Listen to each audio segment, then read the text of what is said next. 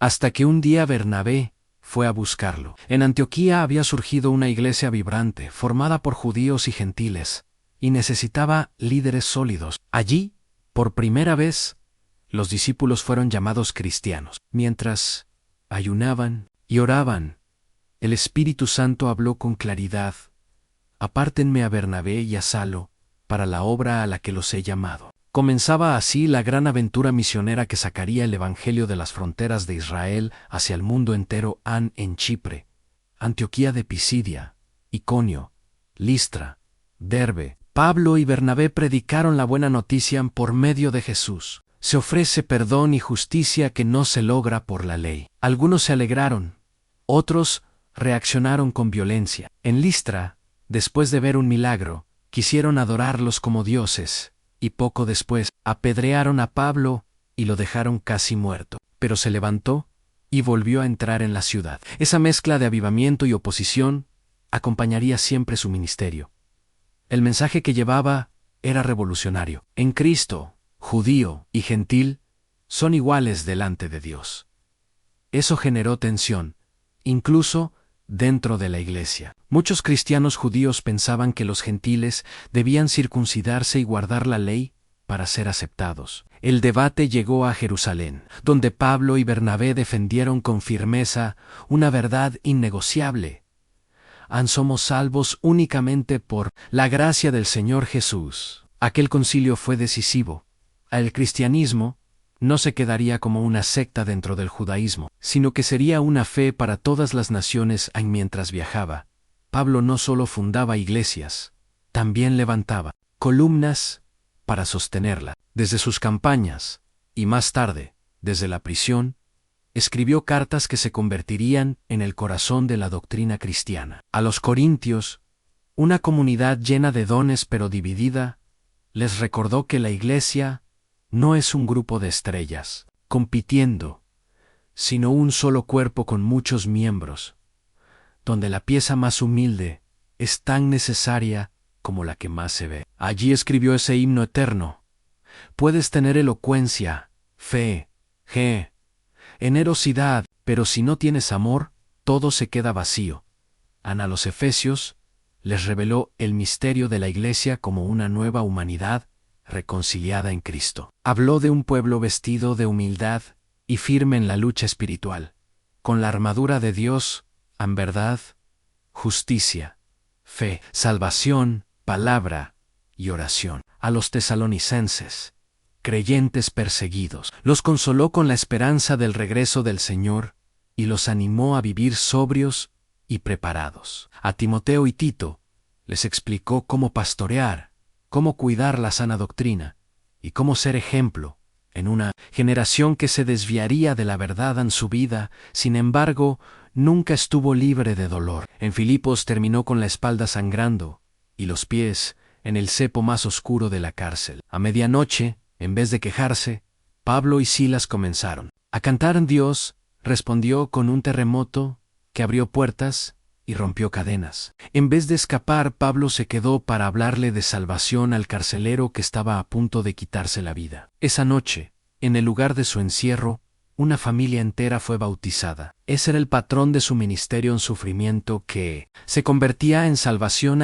En una de sus cartas reconoce que vivió rodeado de peligros, azotes, naufragios, hambre, traiciones, noches sin dormir, atribulados, pero no aplastados, perseguidos, pero no abandonados. Su valentía no era ausencia de miedo, era saber que su dolor estaba unido a la cruz de Cristo. Sus cadenas se convirtieron en púlpitos. Desde la cárcel de Roma, escribió que lo que le había ocurrido había servido para que muchos más conocieran el Evangelio en Atenas, la capital intelectual del mundo. Su espíritu se quebró al ver la ciudad llena de ídolos. En vez de despreciar a los filósofos, se metió en su propio terreno, el ágora, y razonó con ellos. Lo llevaron al Areópago, donde se reunía la élite pensante. Pablo comenzó reconociendo que eran profundamente religiosos, y tomó como punto de partida un altar dedicado al Dios desconocido. Les dijo: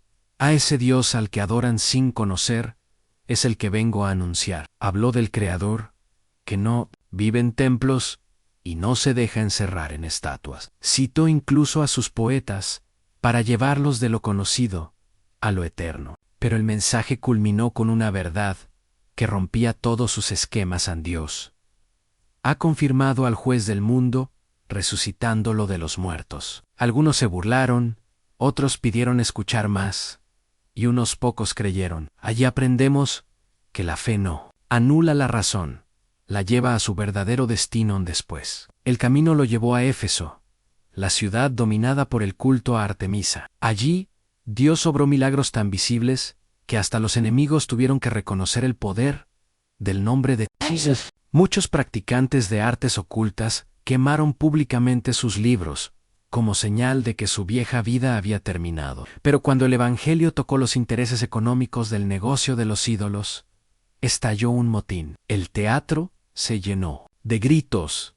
Grande es Artemisa de los Efesios. Tras bastidores, sin embargo, se libraba otra guerra, no solo contra una religión pagana, sino contra las fuerzas espirituales de maldad que Pablo luego describiría en su carta a más tarde. Ya preso, escribió lo que hoy llamamos sus cartas de la prisión en Efesios, Filipenses, Colosenses y Filemón. En ellas elevó la mirada de la Iglesia por encima de Roma y mostró la realidad del reino celestial en Cristo por encima de todo poder, la Iglesia sentada con él. La cruz derribando muros entre pueblos. A los filipenses les enseñó a vivir con gozo en medio de la adversidad. A los colosenses les presentó a Jesús como el centro de la creación y de la historia. En la breve carta a Filemón, plantó una semilla que desafiaría el sistema de la esclavitud, al recibir al esclavo fugitivo, no como siervo, sino como hermano amado. Finalmente, Dios condujo a Pablo a Roma. No llegó como turista ni como diplomático, sino como prisionero que había apelado al César. El viaje estuvo marcado por una tormenta feroz, un naufragio y una serpiente venenosa en la isla de Malta. Nada de eso pudo detener el propósito de Dios. Pablo debía testificar en la capital del imperio, bajo arresto domiciliario, encadenado a soldados. Recibió a todo el que quería escucharle, hablando del reino de Dios con toda libertad y sin estorbo. Roma pensaba tenerlo controlado, pero en realidad la palabra estaba entrando en su corazón político. Mientras el evangelio se extendía, Pablo empezó a transferir la antorcha. Timoteo, el joven criado en las Escrituras por su madre y su abuela, se volvió como un hijo para él. Tito, un griego convertido, mostró con su vida que la gracia no entendía de fronteras étnicas. A ellos los formó con cartas llenas de cariño y firmeza, aunque fueran ejemplo, que guardaran la sana doctrina, que levantaran líderes fieles, que corrigieran con mansedumbre. Con ellos nos enseñó que el verdadero liderazgo espiritual no busca protagonismo, sino reproducir en otros la vida de Cristo. En Galacia, sin embargo, apareció otro tipo de amenaza. Maestros que querían mezclar la cruz con la ley, la gracia con las obras. Pedían a los gentiles que se circuncidaran para ser verdaderos creyentes. Pablo respondió con energía otro evangelio no era evangelio. Recordó que incluso Abraham fue declarado justo por fe, mucho antes de la ley. Que la ley fue un tutor temporal para conducirnos a Cristo, pero que ahora somos hijos por pura gracia. La libertad que proclamaba no era libertinaje, sino vida en el Espíritu. Para libertad nos hizo libres Cristo, insistía. No al yugo de esclavitud. Canel Timpo volvió a ser arrestado. Esta vez no lo esperaba una casa alquilada, sino un calabozo húmedo, probablemente la prisión mamertina de Roma. Desde allí escribió su última carta, la segunda, a Timoteo. No suena a derrota, sino a despedida victoriosa y peledola. Buena batalla, he terminado la carrera, he guardado la fe. Veía la muerte no como tragedia, sino como llegada a casa. Esperaba la corona de justicia prometida no solo para él, sino para todos los que aman la venida del Señor. La tradición cuenta que fue llevado fuera de la ciudad y ejecutado con espada por orden de Nerón, pero la espada solo tocó su cuerpo. Su mensaje siguió corriendo libre. El perseguidor transformado en apóstol terminó su vida terrenal como mártir, pero su voz se negó a morir con los siglos. Sus cartas encendieron corazones, una y otra vez. Agustín, luchando con sus pecados, fue confrontado por las palabras de Romanos y encontró libertad. Martín Lutero, ahogado por la culpa, descubrió en él, justo vivirá por la fe, la chispa de la reforma. Juan Wesley sintió su corazón extrañamente calentado mientras escuchaba el comentario de Lutero sobre Romano, y nació un movimiento que alcanzaría continentes. A través de cada avivamiento verdadero, la voz de Pablo ha vuelto a sonar. La salvación es por gracia, no por mérito, por fe, no por esfuerzo humano en hoy. Sus escritos siguen hablando a nuestra generación. Nos llaman a la unidad en medio de un mundo dividido, a la santidad en medio de la cultura del todo vale, a la humildad en tiempos de ego y a la fidelidad cuando muchos prefieren escuchar solo lo que les agrada. Nos advierten contra el amoral dinero, contra la tibieza espiritual, contra las doctrinas hechas a la carta, y al mismo tiempo nos recuerdan que la iglesia está llamada a ser hospital, no tribunal, familia, no club de perfectos. El eco de su vida resume un mensaje sencillo y poderoso.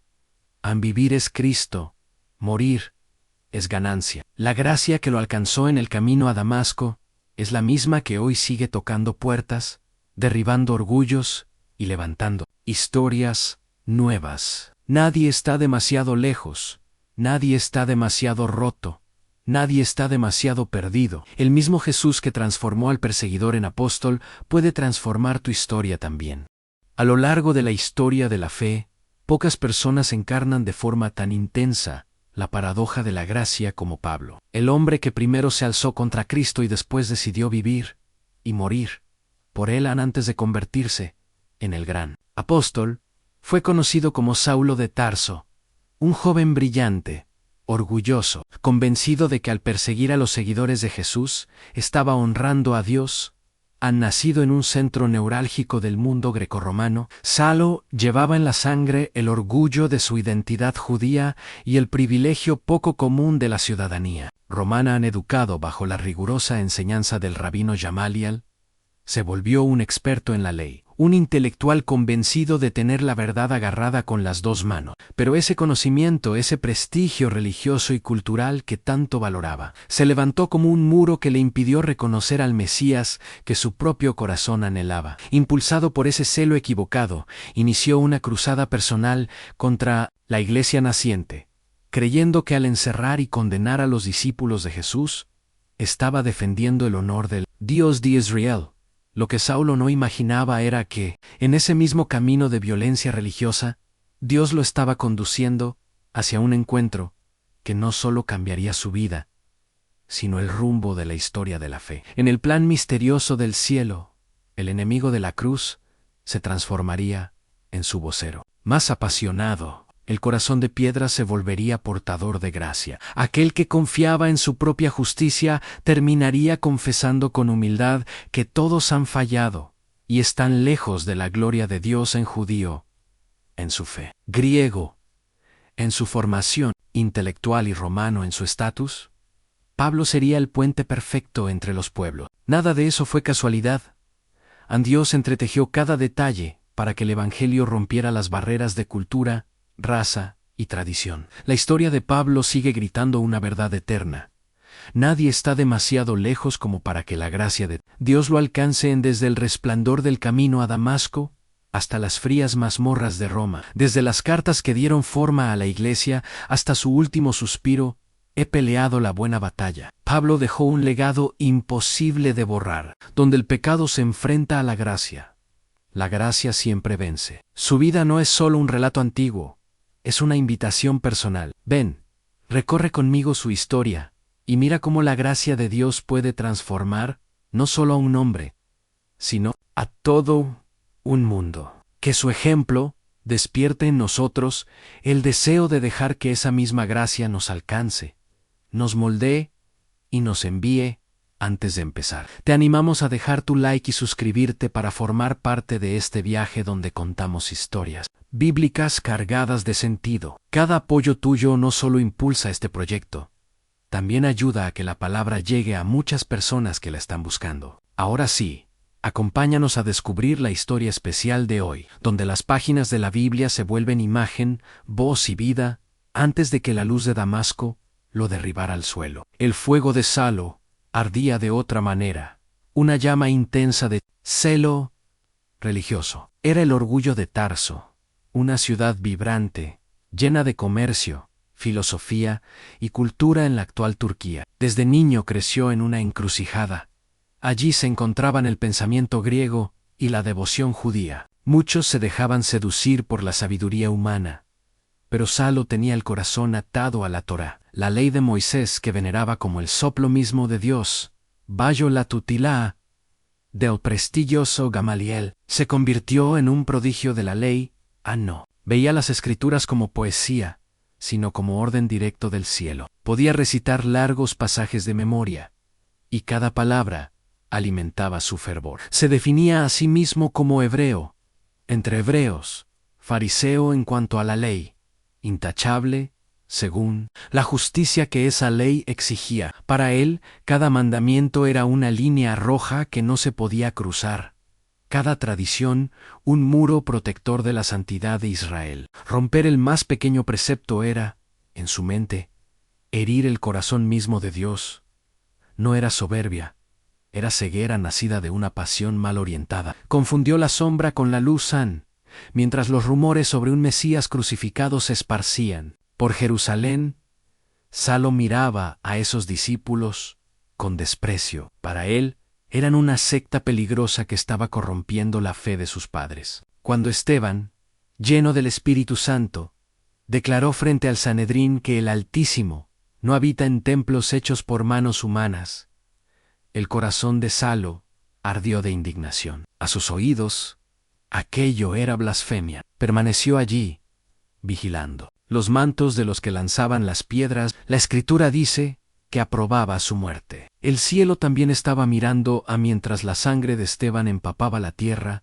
El plan de Dios ya estaba en marcha. Las mismas manos que guardaron la ropa de los verdugos pronto llevarían el mensaje de vida eterna. Dios estaba moldeando a Salo incluso a través de su fanatismo, preparándolo para ser un instrumento escogido. Lo que él pensaba que era una cruzada para defender el nombre de Dios, era en realidad la antesala de su llamado a anunciarlo entre las naciones. La ironía de la gracia es así.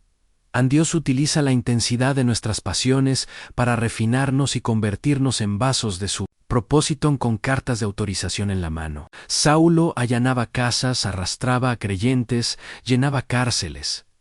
El miedo corrió por Jerusalén como humo en el aire. La iglesia se dispersó, pero con cada creyente que huía, el mensaje de Jesús viajaba más lejos. Lo que Salo quería aplastar, Dios lo usó para multiplicarlo. El perseguidor se volvió, sin saberlo, un peón en la expansión del Evangelio. ¿Alguna vez has estado tan convencido de tener la razón que no te dabas cuenta de que ibas en dirección contraria a Dios? La vida de Salo nos advierte en el celo sin revelación. Se transforma en una prisión empapado de esa determinación. Salo se dirigió a Damasco con la ley en la mano y furia en el pecho. Iba convencido de que su misión era santa, listo para apresar a todo seguidor de Jesús que encontrara. Pero el camino que él creía que le daría más victorias, lo derribaría a tierra. De repente, una luz del cielo, más brillante que el sol del mediodía, lo envolvió a él y a sus compañeros. El resplandor no era de este mundo, era la gloria de Dios rompiendo el orgullo humano caído. Temblando, escuchó una voz que atravesó su corazón a Saulo. «Saulo, ¿por qué me persigues?» No sonaba a grito de ira, sino a clamor lleno de compasión. Asustado, solo pudo preguntar: «¿Quién eres, Señor?» La respuesta destruyó sus certezas. «Yo soy Jesús, a quien tú persigues». En un instante se dio cuenta de todo. Aquel que consideraba maldito estaba vivo y tenía la autoridad del Dios que decía honrar.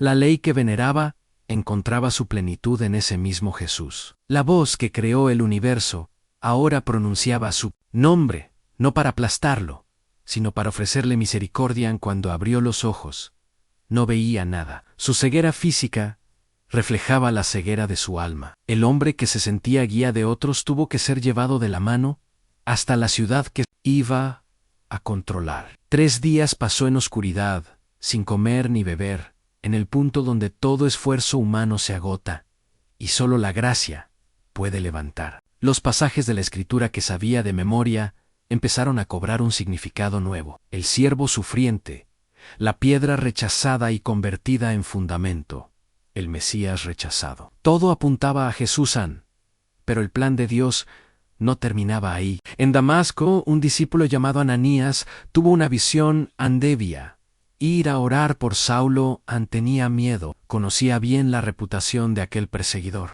Sin embargo, el Señor le aseguró: este hombre es mi instrumento escogido para llevar mi nombre a las naciones y a los hijos de Israel. Obedeciendo, Ananías entró en la casa, puso sus manos sobre él y dijo: hermano Saulo, Jesús, el que se te apareció en el camino, me envía para que recobres la vista y seas lleno del Espíritu Santo. Algo parecido a escamas cayó de los ojos de Saulo. Volvió a ver, fue bautizado, y el Espíritu de Dios lo llenó. El cazador se había transformado en heraldo. Poco después comenzó a proclamar en las sinagogas que Jesús es el Hijo de Dios. El mismo nombre que antes intentó borrar se convirtió en su bandera. Todos quedaban atónitos ante el perseguidor. Ahora predicaba, pero esa valentía despertó un nuevo peligro en Plains para matarlo. Sus nuevos hermanos tuvieron que bajarlo de noche, en una canasta, por el muro de la ciudad. El que sacaba a otros a rastras, ahora escapaba para salvar su vida. Luego vino el silencio. Saulo se retiró al desierto de Arabia. La Biblia apenas menciona esos años, pero sabemos que fueron un tiempo de transformación profunda. Sin multitudes, ni aplausos, en soledad, las mismas escrituras que lo hicieron orgulloso comenzaron a quebrantarlo. Comprendió que la ley era una sombra que señalaba a la cruz, no una escalera para subir al cielo. La oración reemplazó a los debates, las lágrimas reemplazaron a los argumentos. Como Moisés en Madián o Elías en Horeb, fue formado en la escuela del desierto. Allí entendió que antes de usar a alguien en grande, Dios primero lo vacía de sí mismo. Tras ese periodo, regresó brevemente a Damasco, y luego fue a Jerusalén, deseoso de conocer a los apóstoles.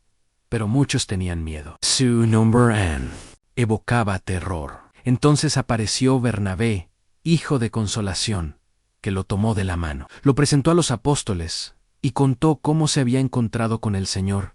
Gracias a ese gesto, Saulo fue aceptado. Aún así, las amenazas no cesaron y tuvo que volver a su ciudad natal. Tarso, pasó años casi olvidado, trabajando con sus manos, mientras el cielo seguía preparándolo. Son esas temporadas de anonimato que a nosotros nos desesperan, pero que Dios usa para edificar un carácter que sostenga el llamado.